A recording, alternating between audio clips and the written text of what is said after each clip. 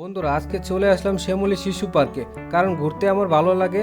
আপনাদের কেমন লাগে তা অবশ্যই জানাবেন। ভিতরে প্রবেশ করে দেখি একতলার ছাদে একটি চরকির মতো কি জানি ঘুরতেছে। তাই দেরি না করে ছাদে উঠে পড়লাম। আসলে ছোটবেলা থেকে চরকি বানিয়ে বাতাসে ঘুরাতাম, আর এখানে এসে দেখি বাতাস ছাড়া চরকি ঘুরতেছে। আসলে চরকি দেখতে আমার বেশ ভালো লাগে। আর যদি হয় এইরকম বড় আকারের চরকি, তাহলে তো আর কোনো কথাই নেই। বন্ধুরা, চরকি আপনাদের কেমন লাগে তা কমেন্ট করে জানাতে ভুলবেন না। ধন্যবাদ।